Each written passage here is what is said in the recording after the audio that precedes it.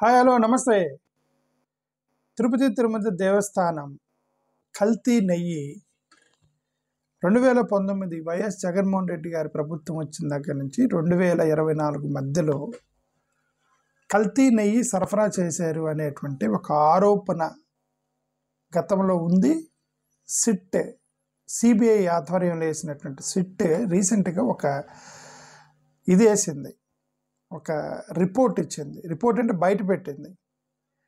ఆ రిపోర్ట్లో వాళ్ళు చేసినటువంటి ఆరోపణ ఏంటంటే సిట్ 68 లక్షల కేజీల కల్తీ నెయ్యి 250 కోట్ల రూపాయలు విలువ చేసేటువంటి 68 లక్షల కేజీల కల్తీ నెయ్యి ఒక్క చుక్క పాలు వాడకుండా, పాలు లేకుండా నెయ్యి తీశారట.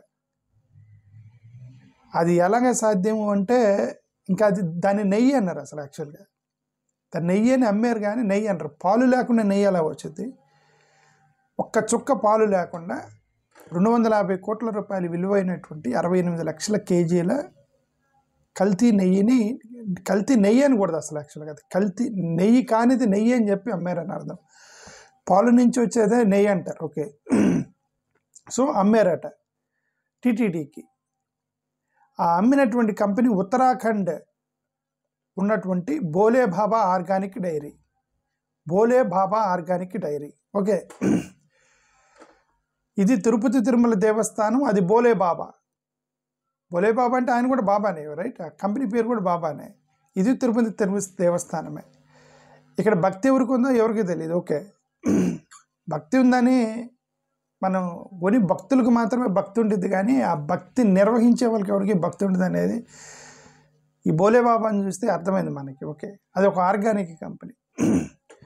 దాంట్లో పామాయిల్ ఆడి, పాలు లేకుండా పామాయిల్ వాడి యానిమల్ ఫ్యాట్ కలిపి దాంట్లో కెమికల్స్ని వాడి మోనోగ్లిసరైడ్స్ దాన్ని తయారు చేసి మిమిక్ గీ అంటారు దాన్ని. మిమిక్ గీ అంటే గీ లాంటిది చేశారు, గీ కాదు, పాలు నుంచి వచ్చింది గీ అంటారు. ఓకే, దాన్ని తయారు చేసి టీటీడీకి అమ్మారు అనేది సిట్ చెప్పింది నిన్న. ఆ కంపెనీ భోలే బాబా కంపెనీ. ఇప్పుడు ఈ భోలే బాబా కంపెనీని గతంలో, ఇప్పుడు ఈ మధ్యలో వైవి సుబ్బారెడ్డి గారి పేరు నిన్నటి నుంచి వాళ్ళు తిప్పుతున్నారు ఎల్లో మీడియాకి సంబంధించి. బట్ నాకు తెలిసిన వరకు వైవి సుబ్బారెడ్డి గారి పాత్ర ఉండిద్దని నేను అనుకోవట్లేదు. ఎందుకంటే first of all YV Subba Reddy గారు ఆయన కోర్టుకి వెళ్ళారు, మీరు విచారణ చేయించండి అని. ఆయన వెళ్ళారు కదా కోర్టుకి. సుప్రీంకోర్టులో వేసింది ఎవరు? సుబ్బారెడ్డి గారు కదా. మరి ఆయన కనుక స్కామ్లో ఇన్వాల్వ్ అయ్యి ఉంటారే, నేను మళ్ళీ సుప్రీంకోర్టుకి వెళ్ళి నేను ఇన్వెస్టిగేషన్ చేయమంటే నేను దొరుకుతానని భయం ఉండేది కదా ఆయనకి. ఇప్పుడు ఆయనే వెళ్ళి సుప్రీంకోర్టులో సవాల్ చేశాడంటే బహుశా ఆయన పాత్ర ఉండిండికి పోవచ్చు. ఒకవేళ స్కామ్ జరిగినా, ఆయన హయాంలో స్కామ్ జరిగినా సరే ఆయన యొక్క నాలెడ్జ్లో లేకుండా జరిగి ఉండొచ్చు.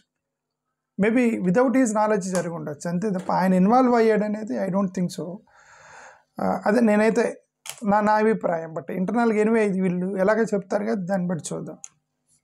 ఇప్పుడు సుబ్బారెడ్డి గారు ఏంటంటే 2019 నుంచి 2023 మధ్యలో దీంట్లో చైర్మన్గా ఉన్నారు, టీటీడీకి సంబంధించిన చైర్మన్గా ఉన్నారు సుబ్బారెడ్డి గారు. ఓకే, ఆయన నవంబర్ 11, 2025 ఒక అదే సిట్కి సంబంధించినటువంటి ఒక ఇది వచ్చింది, సిబిఐ. ఓకే, ఆయన రోల్ ఉందేమోనని వాళ్ళ అనుమానం, సిబిఐ వాళ్ళది. ఎందుకు అనుమానం వచ్చింది సుబ్బారెడ్డి గారి మీద అంటే, కొన్ని జరిగినటువంటి ఈవెంట్స్ని బట్టి వాళ్ళకి అనుమానం వచ్చింది. అది ఫస్ట్ ఏంటంటే మే 2022 సుబ్బారెడ్డి గారు టీటీడీ చైర్మన్గా ఉన్నప్పుడు ఎవరో ఒక అతను కంప్లైంట్ చేశాడు. అనానిమస్ కంప్లైంట్ వెళ్ళింది సుబ్బారెడ్డి గారికి వెళ్ళింది. ఏమని? ఇది భోలే బాబా ఆర్గానిక్ డైరీలో మిమిక్ గీ అమ్ముతున్నారు అని.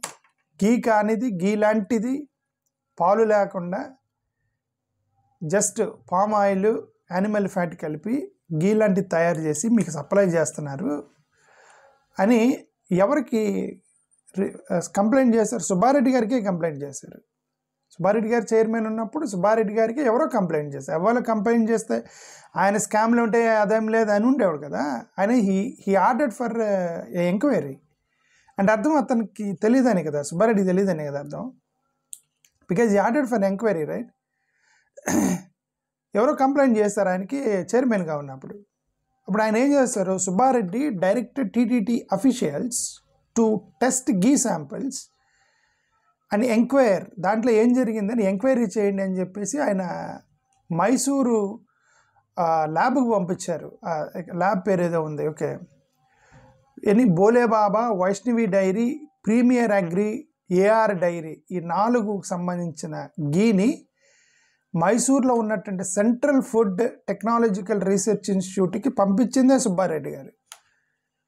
మరి ఆయనే పంపిస్తే ఆయన ఇన్వాల్వ్ అవ్వడు కదా. ఆయనకి ఒకవేళ ఆయనకు తెలిసి ఆయన యొక్క కనుసన్నల్లో కనుక ఈ స్కామ్ జరిగి ఉంటే why he will do that. Okay, ఆయన ల్యాబ్కి పంపించి ఆయన ఎంక్వైరీ చేసి ఆయన ఎందుకు చేస్తాడు సుబ్బారెడ్డి గారు? ఓకే, ఇది ఒకటి. ఇప్పుడు వాళ్ళు సిట్ వాళ్ళు ఆయన హయాంలో జరిగింది కాబట్టి, ఆయన హయాంలోనే కంప్లైంట్ వచ్చింది కాబట్టి, అయినా సరే ఈ యొక్క కంపెనీలని కంటిన్యూ చేశారు కాబట్టి ఆయన పాత్ర ఉండిద్ది అనేది సిబిఐకి ఉన్న అనుమానం. అది అనుమానం, ఓకే, ఎందుకంటే ఆయన టైంలో కంప్లైంట్ వచ్చింది. బట్ ఇక్కడ జరిగింది ఏంటంటే, ఈ బోలేబాబా వాళ్ళు ఈ యొక్క స్కామ్, ఇది ఏదైతే ఈ యొక్క కల్తీ మిమిక్ గీని అమ్ముతున్నారని బోలేబాబా మీద కంప్లైంట్ వచ్చినప్పుడు ఆయన బ్యాన్ చేశారు. సుబ్బారెడ్డి గారు వాళ్ళు ఉన్నప్పుడే బ్యాన్ చేశారు బోలేబాబాని. అతను ఏం చేశాడు, బోలేబాబాని బ్యాన్ చేశారని చెప్పేసి అతను Vaishnavi dairy, premier agri, AR dairy తోటి అక్కడికి పంపించి అక్కడి నుంచి ఇండైరెక్ట్గా వచ్చింది. మళ్ళీ అది బోలేబాబాని బ్యాన్ చేశారని అతను బ్యాన్ కానటువంటి వాటికి సప్లై చేసి వాటి ద్వారా మళ్ళీ సప్లై చేశాడు అతను. ఓకే, ఇంక దాంట్లో where is the role of Subba Reddy నాకైతే తెలియదు. ఓకే, బట్ ఇంత మిమిక్ బ్యాండ్ వస్తున్నప్పుడు టెస్ట్ ఎందుకు ఫెయిల్ అయింది, టెస్ట్ ఎందుకు చేయలేదు, ఎలాగో లోపలికి వచ్చింది అనేది అది పెద్ద క్వశ్చన్. అది డెఫినెట్లీ అది అక్కడ టెస్టింగ్ ల్యాబ్ ఎంప్లాయీస్ వీళ్ళు మొత్తం కూడా రెస్పాన్సిబుల్ అవుతారు. ఎందుకంటే ఒక అంత కల్తీ ఘీ లోపలికి వచ్చినప్పుడు దాని every authority will be responsible for this, the failure of testing అని అర్థం. అన్ని వేల మంది యొక్క భక్తుల మనోభావాలను దెబ్బతినేటువంటి ఆ లడ్డులో ఇంత కల్తీ జరిగింది అని ఒకవేళ నిజంగా జరిగి ఉంటే then every person is responsible for it. But Subba Reddy స్కామ్లో ఉన్నాడనేది ఐ డోంట్ థింక్ సో, నేనైతే నమ్మట్లేదు. But anyway CBI will tell very soon. అది ఆయన మీద వచ్చిన ఒక ఎలిగేషన్. రెండోది ఏంటి, సప్లయర్స్ ఎల్లీస్డ్ బ్రైబరీ. ఇంకొకటి, మే 25, 2022 బోలేబాబా డైరెక్టరు పమీల్ జైన్ అనే వ్యక్తి సుబ్బారెడ్డి గారిని కలిశారట హైదరాబాద్ క్యాంప్ ఆఫీస్లో. కలిసి సుబ్బారెడ్డి పర్సనల్ అసిస్టెంటు చిన్నప్పన్న అనే వ్యక్తి పర్ కేజీ 25 రూపాయలు కమిషన్ అడిగాడు అని చెప్పాడు. ఓకే, అది అర్థమైందా? పర్ కేజీ 25 రూపాయలు కమిషన్ అడిగాడు సుబ్బారెడ్డి గారి యొక్క అసిస్టెంటు చిన్నప్ప. కమిషన్ అడగటానికి కల్తీ జరగటానికి రెండింటికి లింక్ లేదు, నేను అకార్డింగ్ టు మీ, నా యొక్క ఉద్దేశం ప్రకారం. ఎందుకంటే ప్యూర్ గీ సప్లై చేసినా కూడా కమిషన్ అడుగుతారు. సప్లయర్స్ దగ్గర నుంచి కమిషన్, రాజకీయ నాయకుల కమిషన్ అని తీసుకున్నాడు లేదు నాకు తెలియదు. That's what I'm saying. వీళ్ళు చేసిన ఎలిగేషన్ అంటే కమిషన్ అడగటానికి సప్లై చేయడానికి సంబంధం లేదంటున్నా. కల్తీకి సంబంధం లేదు. ఇప్పుడు స్కూల్స్ ఉంటాయి కదా, స్కూల్స్లో యూనిఫామ్ కుట్టిస్తారు. యూనిఫామ్ కుట్టించినప్పుడు స్కూల్స్ వాళ్ళు యూనిఫామ్ సప్లయర్ తోటి బట్ అగ్రిమెంట్ పెట్టుకుంటాడు, ఇదిగో మా 2000 మంది పిల్లలు ఉన్నారు వాళ్ళకి యూనిఫామ్ కుట్టాలి, బట్ ఒక్కో డ్రెస్కి ఇంత కమిషన్ స్కూల్ అడిగింది. దాని అర్థం వాళ్ళు నాసిరకం బట్టలు ఇస్తున్నారని కాదు అర్థం. సో వ్యాపారస్తులు అనేవాళ్ళు సప్లయర్స్ దగ్గర నుంచి కమిషన్ తీసుకోవటం అనేది సాధారణంగా అన్ని చోట్ల జరిగింది. ఒకవేళ ఇక్కడ సుబ్బారెడ్డి గారు తీసుకున్నారో లేదో నాకు తెలియదు. అతను పిఏ అడిగాడు 25 రూపాయలు పర్ కేజీ కమిషన్ అడిగారు అన్నారు. అది అడిగాడు కదా అని చెప్పి కల్తీ జరిగింది అనే దశలో అనేది తప్పు. అని నార్మల్గా ఒక పొలిటీషియన్ ఒక సప్లయర్ దగ్గర నుంచి కమిషన్ అడిగితే ఒకవేళ అడిగి ఉండవచ్చు ఆ యాంగిల్లో. నేను అది అడిగాడని చెప్పట్లా. అడిగి ఉంటే ఒకవేళ అడిగి ఉంటే పిఏ అడిగి ఉంటే అడిగాడు కదా అని చెప్పి కల్తీ ఇతని కనుసన్నలో జరిగింది అనేది పొరపాటు. అది నేను that's what I'm trying to say that the adulterated ghee issue is entirely different and a politician asking for a commission is entirely different. Both are different issues అని నేనైతే అనుకున్నా. మూడోది, ఇంకో సుబ్బారెడ్డి గారి మీద వచ్చిన అనుమానం ఇంకోటి ఏంది, అక్కడ అరెస్ట్ అయ్యాడు ఎవరు, చిన్న అయ్యప్పని అరెస్ట్ చేశారు. అక్యూజ్ నెంబర్ 24 అతన్ని అరెస్ట్ చేశారు. అక్టోబర్ 30, 2025 అతను అరెస్ట్ చేశారు. అరెస్ట్ చేసి 50 లక్షల రూపాయలు హవాలా ద్వారా క్యాష్ తీసుకున్నాడు అని ఎవరి దగ్గర నుంచి, ప్రీమియర్ అగ్రి ఫుడ్స్ దగ్గర నుంచి క్యాష్ తీసుకున్నాడని చెప్పి ఏదో ఒక ఆరోపణ ఉంది. ఓకే, అతను టెండర్స్ని మ్యానిపులేట్ చేశాడని, అదే లంచాలు అడిగాడని, ఈ యొక్క చిన్నప్పన్న మీద ఉన్నటువంటి ఆరోపణలు ఇవన్నీ కూడా. కాబట్టి ఇప్పుడు ఏం చేశారు, సిట్ ఏం చేసింది, సుబ్బారెడ్డి గారికి సంబంధించినటువంటి bank accounts, financial accounts plus Subba Reddy గారి భార్య స్వర్ణలతారెడ్డి గారి యొక్క బ్యాంక్ అకౌంట్స్ మొత్తం కూడా వెరిఫై చేస్తున్నారు సిట్ వాళ్ళు అని చెప్పి నేను ఎక్కడో న్యూస్ చూసాను. ఓకే, సో ఇది దీనికి సంబంధించిన ఇది. ఇప్పుడు ఈ యాంగిల్లో వచ్చినా సరే again this is a different issue. ఏదో ఫైనాన్షియల్ టెండర్స్ మ్యానిపులేట్ చేయటం, చిన్నప్పన్న టెండర్స్ మ్యానిపులేట్ చేస్తే, కమిషన్ అడిగితే, హవాలా ద్వారా తనకి లంచం తీసుకుని ఉంటే అది డిఫరెంట్ కేసు. టీటీడీలో కల్తీ జరిగింది అనేది డిఫరెంట్ కేసు. కల్తీ జరిగింది అనేది సుబ్బారెడ్డి గారికి తెలిసి కల్తీ జరిగిందా, సుబ్బారెడ్డి గారికి చెప్పారా, ఇదిగోండి మేము పాలు వాడలేదు, గేదెల నుంచి ఆవుల నుంచి మేము పాలు తీయకుండా కేవలం యానిమల్ ఫ్యాట్ వాడి, పామాయిల్ ఆడి, మధ్యలో కొన్ని కెమికల్స్ కలిపి నెయ్యి లాగా తయారు చేసి నెయ్యి కానిది మీకు అమ్ముతున్నామని సుబ్బారెడ్డి గారికి చెప్పి అప్పుడు ఓకే మీరు దానికి నేను ఒప్పుకుంటున్నా, 25 రూపాయల కమిషన్ ఇవ్వండి అని అంటే that is called his involvement in the TTD adulterated గేలో అప్పుడు ఆయన ఇన్వాల్వ్మెంట్ ఉన్నట్టు. But I don't think so. Subba Reddy garu he might have demand, నేను మళ్ళీ అదే చెప్తాను, మళ్ళీ రాజకీయ నాయకుల్ని డిమాండ్ చేశారు అని అంటే మళ్ళీ అది కన్విక్షన్ అవుతుంది. నాకు తెలియదు చేశారో లేదో. ఒకవేళ అది చేసినా సరే నేనేమన్నానంటే, రాజకీయ నాయకులు 2 రూపాయలు 10 రూపాయలు కమిషన్ వాళ్ళ వీళ్ళ దగ్గర తీసుకున్నా సరే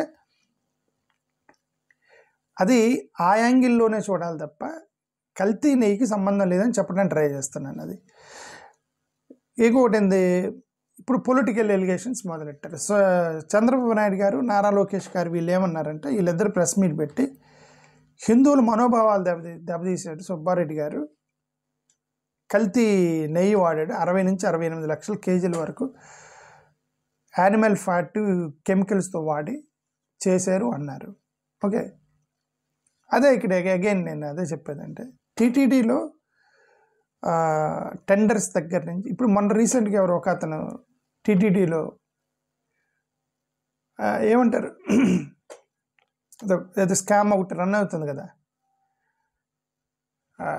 ఏదో ఫారెన్ కరెన్సీని జేబులో పెట్టుకొని వెళ్ళాడని చెప్పి, ఇది ఒక పరకామానికి సంబంధించి ఏదో కరెక్ట్గా పేరు గుర్తురావట్లేదు, సారీ ఓకే క్షమించండి. ఓకే, దానికి సంబంధించిన ఆ స్కామ్ అవుతుంది. సో ఇవన్నీ కూడా నార్మల్గా అన్ని చోట్ల అన్ని టెంపుల్స్లో కూడా అదే బేసికల్గా ఏంటంటే, డబ్బు అనేది భక్తి కంటే powerful. The first point 1 is money is more powerful దాన్ భక్తి. ఈ ప్రపంచంలో ఉన్న ప్రతివాడికి రకరకాల దేవుళ్ళు ఉండొచ్చు పూజించుకోవడానికి, కానీ అందరూ పూజించే ఒకే దేవుడు డబ్బు, మనీ. ఆ మనీ అనే దగ్గరకు వచ్చిన తర్వాత దేవుడు ఉండడు, భక్తి ఉండదు, ఏముండదు. ఓకే, ప్రపంచవ్యాప్తంగా జరిగేటువంటి ఈ ఎంటైర్ ఇష్యూస్ ఇవి. ఆ ఫైనాన్షియల్ ఇర్రెగ్యులారిటీస్ అవన్నీ కూడా ఆ యాంగిల్లో ఇన్వెస్టిగేషన్ చేసుకొని, ఇదిగోండి అక్కడ ఫైనాన్షియల్ ఇర్రెగ్యులర్ జరిగింది, ఇది జరిగింది, దానికి సంబంధించి ప్రతి చోట జరిగేదే. కానీ డైరెక్ట్గా కల్తీ లడ్డు సుబ్బారెడ్డి గారు ఇన్వాల్వ్ అయ్యి చేసాడు అనే దాన్ని అది కరెక్ట్ కాదని నేను అనుకుంటున్నాను. కల్తీలోకి అతను రోల్ ఉందని నేనైతే అనుకోవట్లేదు సుబ్బారెడ్డి గారిది. ఓకే, ఫైనాన్షియల్ ఇర్రెగ్యులారిటీస్ ఏమంటే మీరు ప్రూవ్ చేయాలి, బయట పెట్టాలి. అది ఎలాగో సుబ్బారెడ్డి గారు వాళ్ళు ఏం చేస్తారు, వాళ్ళు ఎదుర్కొంటారు దాన్ని కోర్టులో, ఒకవేళ అలాంటి ఎలిగేషన్ ఏమైనా ఉంటాయి. That's what I want to say. ఇప్పుడు ఎలాగో నేను అదే చెప్తుంది, ఇప్పుడు సుబ్బారెడ్డి గారు ఎంక్వైరీ చేసింది సుబ్బారెడ్డి గారే, ల్యాబ్ టెస్ట్ పంపించింది సుబ్బారెడ్డి గారే, కోర్టుకు వెళ్ళింది ఆయనే. మీరు ఆరోపణలు చేస్తున్నారని ఇంత ఉన్నప్పుడు బహుశా హీస్ ఇన్వాల్వ్మెంట్ ఉండకపోవచ్చేది. Again I'm saying that adulterated గీలో అతని రోల్ ఉండకపోవచ్చు, కమిషన్లు అవి అనేవి నాకు తెలియదు. కమిషన్లు అని ప్రతి రాజకీయ నాయకుడు ప్రతి చోట కమిషన్లు తీసుకుంటారు. ఇప్పుడు ఆంధ్రప్రదేశ్లో ప్రతి ఎమ్మెల్యే కమిషన్ తీసుకుంటాడు. ఇసుక దగ్గర కమిషన్ తీసుకుంటాడు, చెట్ల దగ్గర కమిషన్లు తీసుకుంటారు,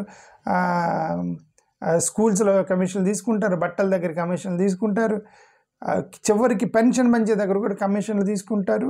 that is a common scenario in the entire political scenario in the entire India.